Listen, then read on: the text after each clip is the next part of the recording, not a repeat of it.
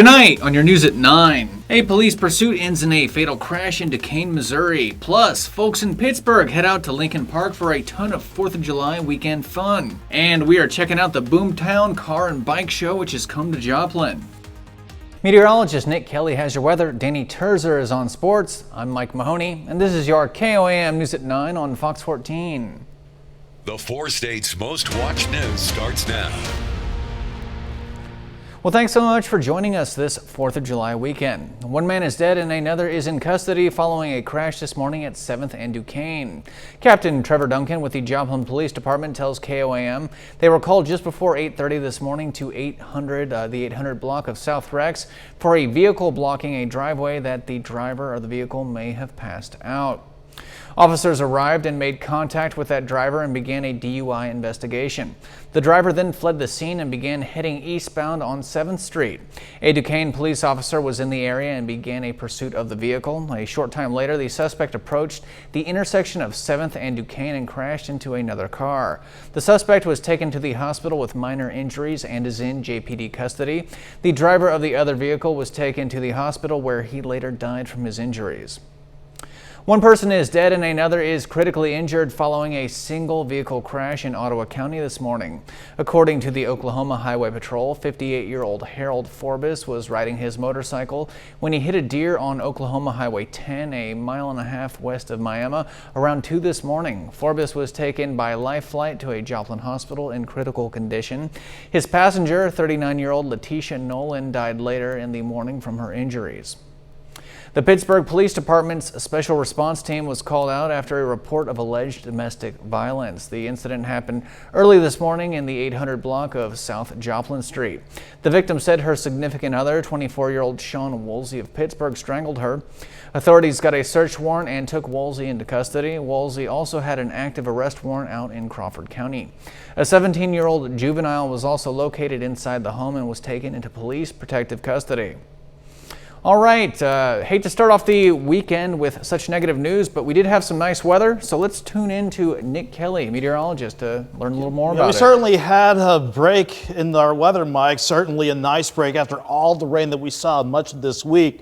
Treated to a nice day yesterday, nice looking sunset not too long ago. In terms of the numbers for today, a high of 87 after we started at 65 degrees this morning. We kept things nice and quiet all day long. That's because of high pressure that was sitting right on top of the St. Louis area. That kept any good thunderstorms well to the west of us. And we do not have anything to worry about for our 4th of July tomorrow. Partly sunny skies from start to finish. Warm, sure, and maybe just a tad humid, but overall these numbers, we'll take these numbers anytime. 67 in the morning, 83 by noon. We'll have highs around 88 with a light south breeze throughout the day. We'll see if the quiet weather can stick around for the week ahead of us here in a bit, Mike. All right, sounds pretty good, Nick. Thanks so much. One of the great things about the holiday weekend is that you don't have to wait for the actual holiday to start celebrating. That could be seen at Pittsburgh's Lincoln Park today, where there were a ton of cool activities getting folks into the 4th of July spirit. One of the most popular things to do at the park, at least as far as the kiddos were concerned, was riding the rides at Kittyland. KOAM spoke to a mom who said she brought her kids to Kittyland this afternoon because she used to have a blast there when she was young. I used to ride down here when I was a kid and enjoyed it, and my whole family was raised here and played it all the time. Pretty cool to bring your kids to the exact same experience? Yep. And they love it here. They love it. They want nothing more than this, and they like rides. The park also featured arts and crafts, food vendors, and over at JC Ballpark, folks could check out the American Legion Baseball All-American Classic. Seneca, Missouri was also having some 4th-themed fun as they held their annual Freedom Celebration today. Events went on all day, including a 5K race, a parade, a pie auction, and even a tug-of-war competition. Seneca's Chamber of Commerce says celebrating the 4th like this is just an area tradition. Seneca has always just had a long tradition of celebrating the 4th of July. It just gets bigger and better every year. We literally have people that come from all over the country to come home for the 4th of July in Seneca. And folks in Seneca are wrapping up tonight's fun with a big old fireworks show. A Carthage hardware store is ensuring our nation's flag is treated respectfully. Carthage Hardware hosted a flag exchange today. Anyone could bring in an old American flag or one they wanted to retire, and they would receive a new one. The old flag would be retired with honor. The hardware store's manager says it's important to honor the American flag because of its importance to our nation. The flag, it's a symbol. It symbols the United States, and one doesn't just throw away the flag. People have died, people have fought, people are still fighting for what this flag stands for. The local Carthage Boy Scouts and a local veterans organization will be assisting in retiring the older flags with honor. Earlier today in Joplin, the Boomtown Car and Bike Show held their first event. The car show featured more than 70 different cars and different food trucks. Proceeds from the event went towards the Glenna Ledford Memorial Foundation. One of the event coordinators and Glenna's husband says the foundation was created to keep her legacy moving forward. 4th of July last year, I lost my wife. We was together almost 17 years. She was always one to give to the community, to the youth. If a kid couldn't afford to play sports, we would pay for sports. Organizers say the turnout today demonstrates a strong sense of community in the city of Joplin.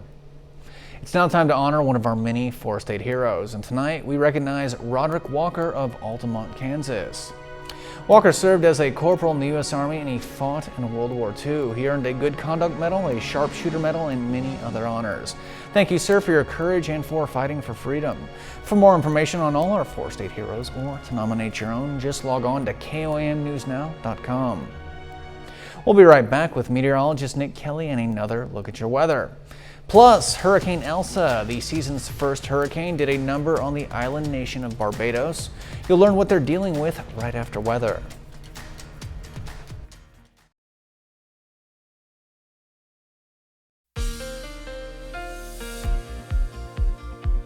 At least we are salvaging a pretty nice holiday weekend. Even though we've been slowly warming upwards over the past day or so, we'll take the dry days of July compared to all of the rain, all the thunderstorms, and the hot and humid air we had to deal with this week. So no need to say, indigo sky from start to finish, from sunrise to sunset. Yeah, passing clouds at times, but we had a great time last from indigo sky outside of Seneca, Missouri.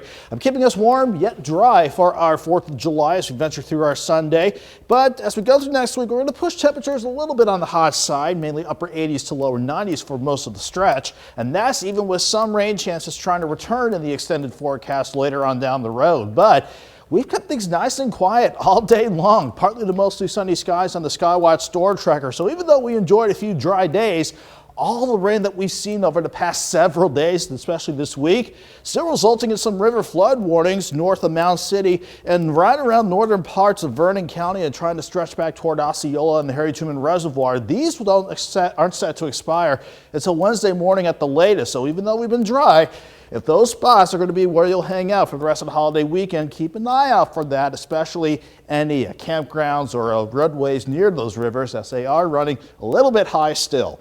7th and Ridgeline, though, back at 9:12 this evening, still looked pretty nice as the sun was just beginning to set. We had highs pushing to the mid to upper 80s, but everyone stayed out of the 90s for this Saturday, and we have seen temperatures drop off quite a bit as we continue to drop past sunset, but I think we'll drop back into the upper 60s tonight while we just keep things nice and quiet here. Yeah, there are thunderstorms trying to work west to east out from western Kansas, eastern Colorado, and out in Nebraska and the Dakotas, but those are going to fizzle out as they work away from the warm front. Around here, high pressure over St. Louis is keeping us quiet as we go through tonight and tomorrow, and not to mention the upper level setup. This upper ridge trying to build back in. That's what's going to try and bring some of the heat back in as well.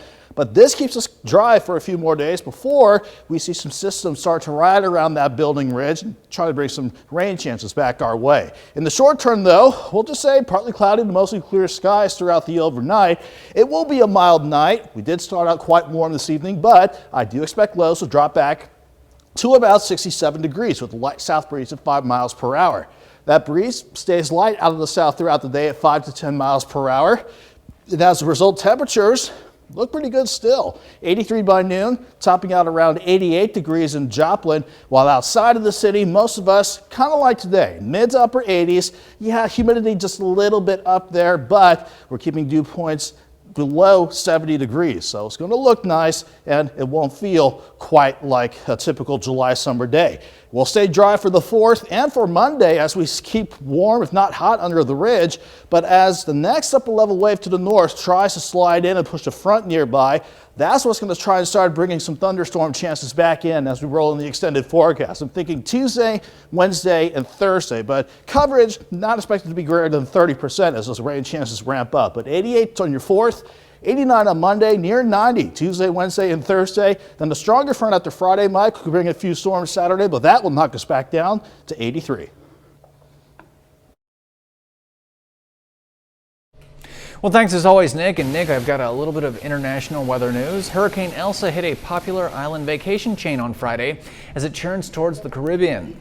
The storm lashed into the island nation of Barbados with fierce winds and rains blowing roofs off of homes, toppling trees, taking out power and causing floods. The powerful storm had sustained winds of 85 miles per hour. Fortunately, no deaths or injuries have been reported. The season's first hurricane is now tracking towards Haiti and could threaten Florida next week. Right after the break, we've got the latest developments surrounding the Surfside, Florida condo collapse. That brownish colored tower over my shoulder, that is the last standing part of the Surfside Towers. It is fragile, and now the governor says it could be brought down within a matter of days. I'm Matt Finn in Surfside.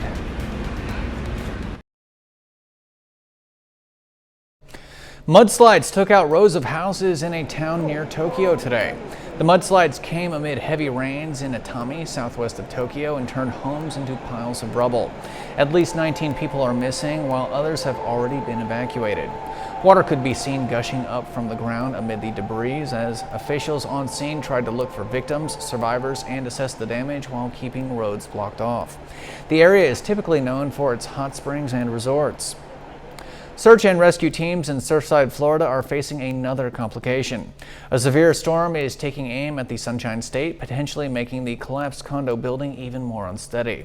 Fox News' Matt Finn is outside the building with details on how officials are preparing for the storm. The remaining portion of the collapsed condo building in Surfside, Florida will be demolished as soon as possible. Officials made the announcement Saturday as a precaution ahead of Storm Elsa, which is expected to bring powerful winds and heavy rain to South Florida. Demolition could start as soon as Sunday and last about 36 hours. The building is taken down. This will protect our search and rescue teams because we don't know when it could fall over. And of course, with these gusts potentially, that would create a really severe hazard. Search and rescue operations continued Friday into Saturday morning. Officials say 2 more bodies were found in the rubble of the 12-story building, where crews have been scouring for more than a week. No survivors have been found since the first few hours after the tower partially caved in on itself. The number of confirmed victims now stands at 24. That's 188 accounted for and 124 unaccounted for. Meanwhile, another condo building nearby was ordered to close and evacuate after a review deemed it structurally unsafe. More than 300 residents were told to pack up their belongings and leave within 2 hours for their safety while a full assessment is conducted. I ran here right away because this is important to me. I needed to make sure that what happened in Surfside doesn't happen here. And the brownish colored building over my shoulder is the remnants of the Champlain Towers. It is already a very fragile and precarious site, and Governor DeSantis has now declared a state of emergency as that storm gets closer here to southern Florida. In Surfside, Matt Finn, Fox News. A search and rescue dog in our nation's capital is being hailed as a hero for helping save a man trapped in a collapsed building. The incident happened Thursday afternoon at a construction site when several workers were hurt after a 5-story building came down as severe weather moved in. One worker got stuck under the debris and emergency responders couldn't find him. But then Kimber, a certified urban search and rescue pup, moved in and saved the day. We can hear him, but really couldn't locate exactly where he was. The dog went underneath the rubble and alerted to where the victim was, and we were able to exactly pinpoint to where the cuts. The rescued worker was taken to a nearby hospital with serious injuries but non-life-threatening injuries. When we return, we'll update you on today's police standoff in Massachusetts. Authorities say some 11 suspects they arrested were heavily armed and dressed in military-style clothing. Details are coming up.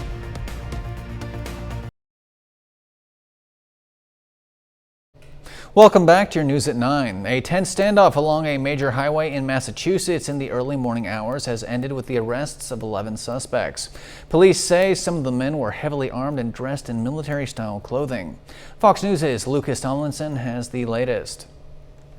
Massachusetts State Police have arrested 11 armed suspects after an hours-long standoff that closed I-95 in both directions outside Boston on a busy July 4th holiday weekend. Police say I-95 has now reopened. This all started early Saturday morning after the group of armed men dressed in military-style tactical uniforms were spotted by police in two cars that had pulled over in the breakdown lane of I-95 with their hazard lights on. State Police described what the first responding unit saw when they arrived on scene. 11 armed individuals standing with long guns slung on an interstate highway at 2 in the morning certainly raises concerns. Two men were quickly arrested, but others fled into the woods armed with rifles and body cameras. A shelter-in-place order put in place while the suspects were pursued was later lifted for the residents of Wakefield, Massachusetts, where the standoff took place. A state police special tactical operations team was called in to help end the standoff, which ended peacefully after the men surrendered.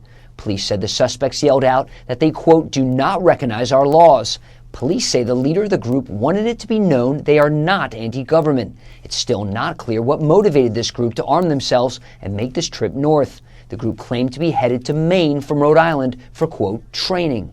The group had allegedly been posting YouTube videos from I-95 before fleeing when police arrived. Massachusetts State Police say they're still combing the area. We're conducting an article search in that area to see if there are additional firearms that have been dumped, dropped out there. So at the end of the day, we still have a significant amount of investigation to do. The 11 suspects will be in court Tuesday. They face firearms and other charges. The FBI is assisting in the investigation. In Washington, Lucas Tomlinson, Fox News. Another child is shot in Minneapolis as a rash of child shooting incidents continues in the city. The 9-month-old baby was riding in a car and got grazed by a bullet in North Minneapolis Friday evening. The child was taken to a hospital and fortunately, its injuries are not serious. Police are investigating whether someone in the car was deliberately targeted. Over the last few months in Minneapolis, 3 children were shot in the head in the northern part of the city. No one has been arrested in any of those cases. A $35,000 reward has been offered for information leading to arrests. When we return, you'll learn about an environmental disaster in the Gulf of Mexico. A Mexican oil company says that its undersea gas pipeline ruptured and created an above-water fire. That story and more are coming up right after the break. An explosion happened in the middle of the Gulf of Mexico after an underwater gas pipeline leaked. A Mexican oil company said on Friday that its undersea gas pipeline ruptured, causing fireballs to fly to the surface and create an above-water fire. The company, Petróleos Mexicanos, said there were no injuries caused by the incident. It's still unknown how much environmental damage the leak and explosion have caused. The holiday travel rush is on, and one thing Americans will notice this year is the rise in gas prices. Fox News' William Lajeunesse takes a closer look. Oh my God, this is ridiculous! I can't believe this, over $100 to fill my tank! Gas prices reaching a 7-year high as some 48 million Americans hit the road this weekend. The prices are too high as it is, so it's not a good situation. The national average, $3.12 a gallon, nearly $1 higher than a year ago. Lowest price, Louisiana at $2.75. The highest, California, where drivers in LA pay $4.79 for regular. You just have to pay for whatever's on the screen, and just roll with it. In most areas, supply is not an issue, but in some cities, at some stations, there is no gas. Why?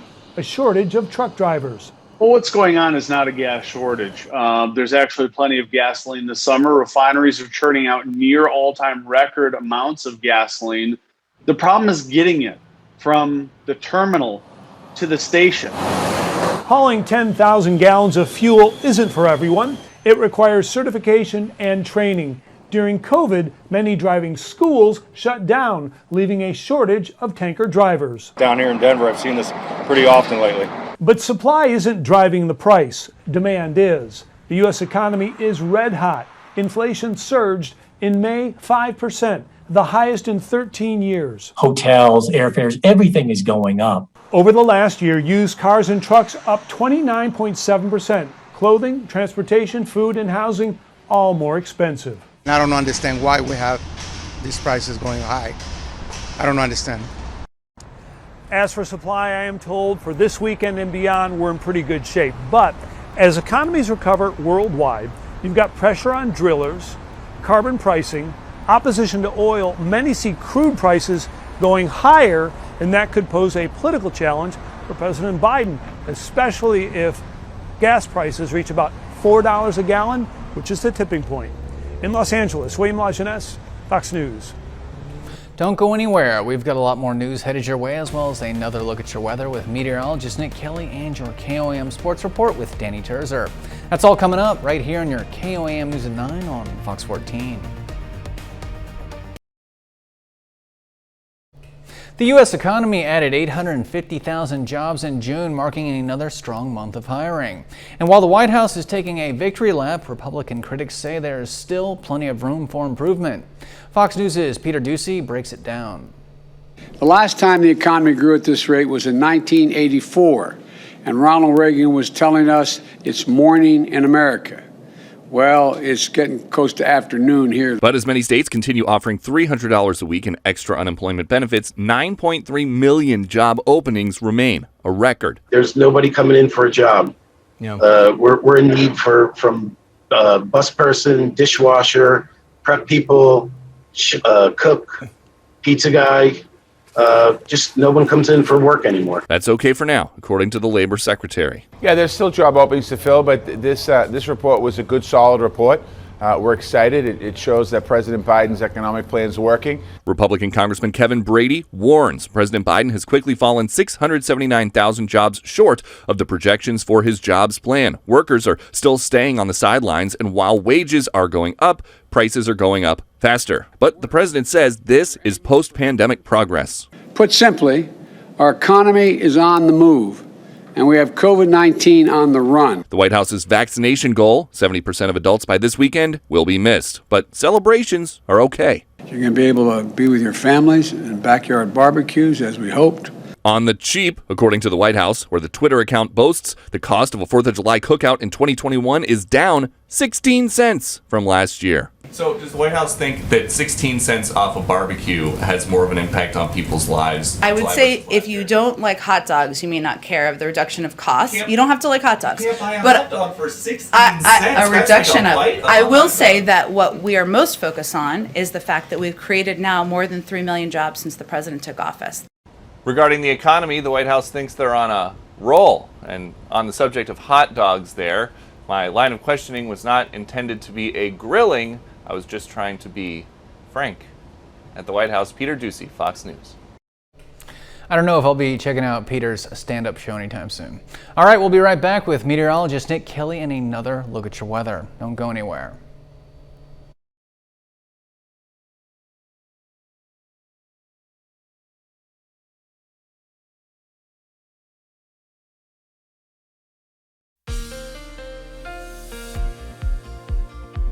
At least we are salvaging a pretty nice holiday weekend. Even though we've been slowly warming upwards over the past day or so, we'll take the dry days of July compared to all the rain, all the thunderstorms, and the hot and humid air we had to deal with this week. So no need to say, indigo sky from start to finish, from sunrise to sunset. Yeah, passing clouds at times, but we had a great time lapse from indigo sky outside of Seneca, Missouri. I'm keeping us warm yet dry for our 4th of July as we venture through our Sunday. But as we go through next week, we're going to push temperatures a little bit on the hot side, mainly upper 80s to lower 90s for most of the stretch. And that's even with some rain chances trying to return in the extended forecast later on down the road. But we've kept things nice and quiet all day long, partly to mostly sunny skies on the Skywatch Storm Tracker. So even though we enjoyed a few dry days, all the rain that we've seen over the past several days, especially this week, still resulting in some river flood warnings north of Mound City and right around northern parts of Vernon County and trying to stretch back toward Osceola and the Harry Truman Reservoir. These aren't set to expire until Wednesday morning at the latest. So even though we've been dry, if those spots are going to be where you'll hang out for the rest of the holiday weekend, keep an eye out for that, especially any campgrounds or roadways near those rivers, as they are running a little bit high still.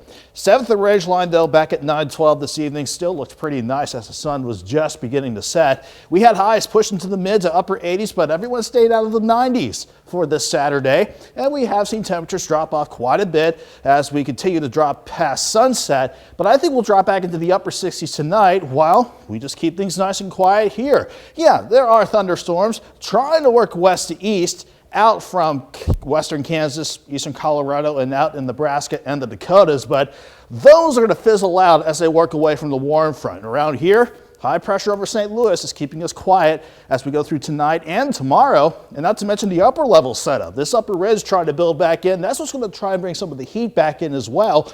But this keeps us dry for a few more days before we see some systems start to ride around that building ridge and try to bring some rain chances back our way. In the short term, though, we'll just say partly cloudy to mostly clear skies throughout the overnight. It will be a mild night. We did start out quite warm this evening, but I do expect lows to drop back to about 67 degrees with a light south breeze at 5 miles per hour. That breeze stays light out of the south throughout the day at 5 to 10 miles per hour. And as a result, temperatures look pretty good still. 83 by noon, topping out around 88 degrees in Joplin, while outside of the city, most of us kind of like today, mid to upper 80s. Yeah, humidity just a little bit up there, but we're keeping dew points below 70 degrees. So it's going to look nice and it won't feel quite like a typical July summer day. We'll stay dry for the 4th and for Monday as we keep warm, if not hot, under the ridge. But as the next upper level wave to the north tries to slide in and push a front nearby, that's what's going to try and start bringing some thunderstorm chances back in as we roll in the extended forecast. I'm thinking Tuesday, Wednesday, and Thursday, but coverage not expected to be greater than 30% as those rain chances ramp up. But 88 on your 4th, 89 on Monday, near 90 Tuesday, Wednesday, and Thursday. Then the stronger front after Friday, Mike, could bring a few storms Saturday, but that will knock us back down to 83. Well, thanks as always, Nick, and stay tuned, sports fans. We'll be right back with Danny Terzer and your KOAM News at 9 Sports Report. And Danny has got a ton of cool stuff headed your way, including the latest on the Kansas City Royals, who are taking on the Twins today. That's headed your way in just 2 quick minutes.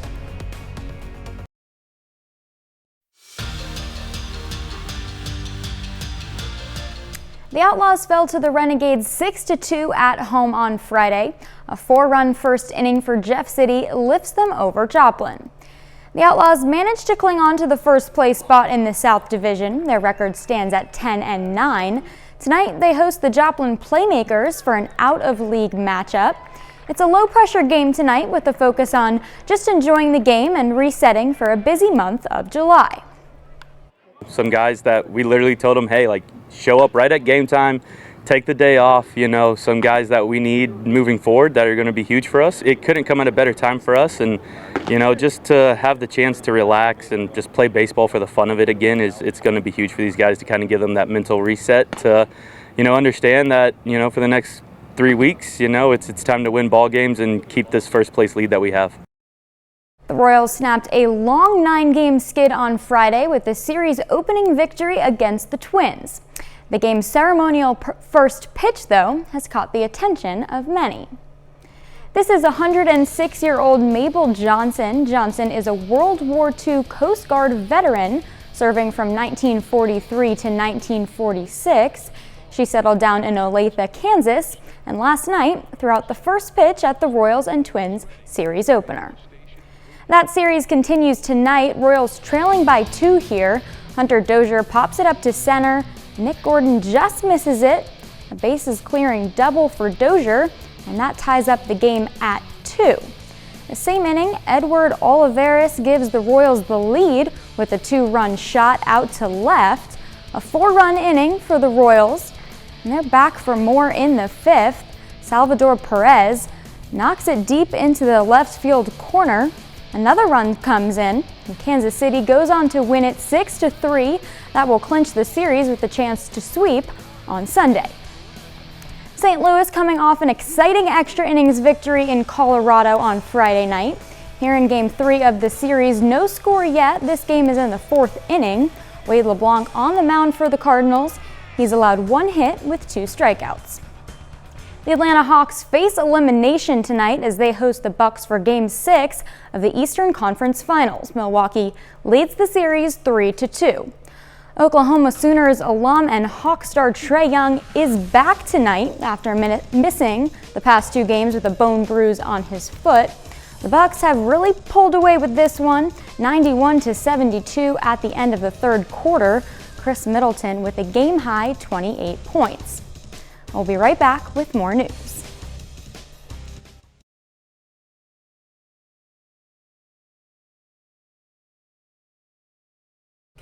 There's a new effort underway in Los Angeles to address the homelessness crisis in Venice Beach. The city is providing housing and mental health services to people who have been living in encampments on the boardwalk. Fox News' Phil Schuman takes a look. When the manager of Ben & Jerry's looks out her shop window, she's happy to see so many tents and homeless encampments have been replaced by vendors and artists. As of the past maybe week, it's actually improving, but prior to that, it's just ridiculous. It's unbelievable. It's the end of week 1 of a 6-week plan to systematically house the homeless and clean up the boardwalk. Whatever random things I found out here, this is all, found out here, left behind. 32-year-old Brian Assad, only from Florida, says he's been homeless here for a year. Spent his first night indoors at the Cadillac Hotel last night, part of Project Room Key, the state-funded shelter program Los Angeles participates in.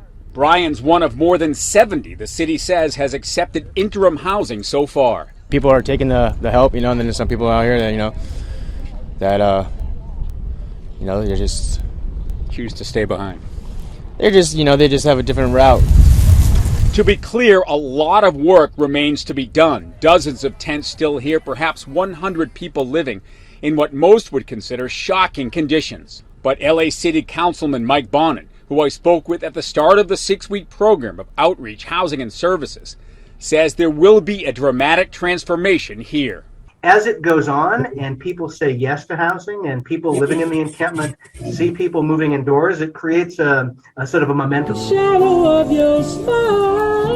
Momentum that will bring back locals and tourists, make people feel welcome instead of nervous. My son's like, be careful, but people like Terry Panette from Detroit. I love it. It's eccentric, eclectic, electric.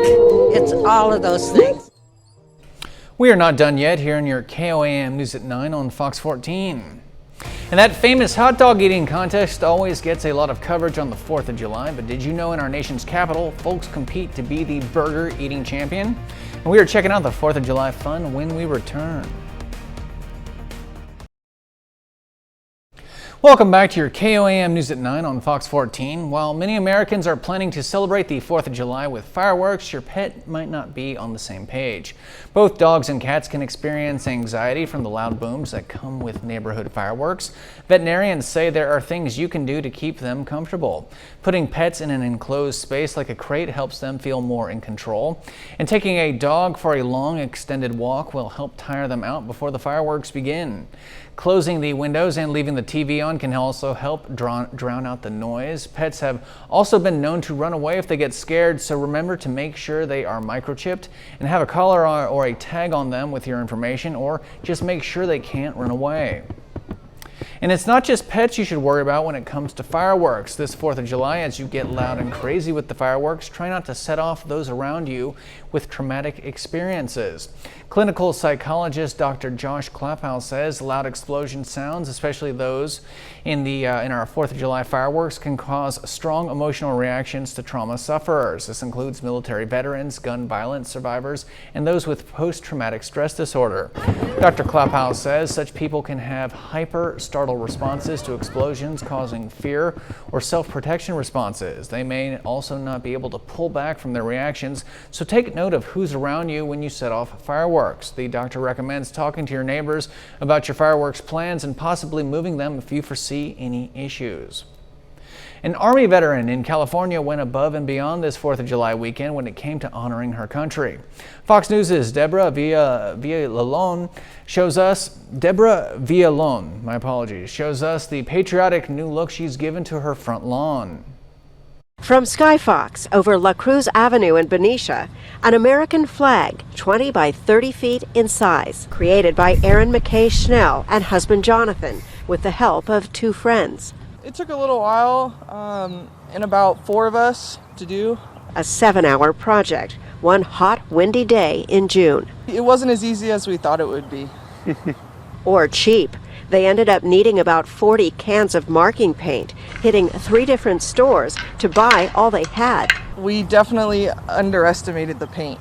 The amount needed. But the final result? Worth it. Aaron is a 5th-generation Benitian who enlisted in the Army after high school and served 5 years, including deployments in Iraq. She wants people to remember the meaning of Independence Day. Definitely stop and take a pause and appreciate. Honoring the flag is important to her. I just wanted to show a little bit of patriotism since we haven't been able to during the last couple of years due to COVID. The lawn is getting touch-ups now, ahead of the 4th. Because as word has spread, it's become a local attraction. We have a lot of people driving by and stopping and getting out and taking pictures, and it makes us very happy to see people enjoying it. And they say, wow, that's amazing, or we've had people honk and say good job. Great job. They'll clap their hands, giving thumbs up. And although it's entered in a Spirit of Benicia decoration contest, that wasn't the main motivation. With so many festivities toned down, the couple just wanted to step up. Even though we can't celebrate right now with fireworks and parades, go ahead and decorate your front yards and, show some patriotism and bring a smile to people's faces. I think that it looks awesome. I didn't expect it to look this good, to be honest. So we're super happy with how it came out. A lot of Americans will be indulging in hamburgers from the grill this 4th of July weekend, but some burger lovers in our nation's capital have taken that concept to the extreme. Z-Burger in Washington, D.C. held its 12th annual Independence Burger Eating Championship on Friday. Reigning champion Molly Schuyler of Harwood, Maryland narrowly missed beating her own record of 35 burgers in 10 minutes by eating 34 burgers in that time. She tied with last year's second-place winner Dan Killer Kennedy of West Decatur, Pennsylvania. All that heartburn can result in a financial payout. Cash prizes range from $1,750 to the first-place winner to $100 for 6th place. Hey, well, thanks so much for stopping by on this holiday weekend. We will be here tomorrow, so tune in once you're done with the fireworks, and have a great night and stay safe out there. Happy 4th of July weekend.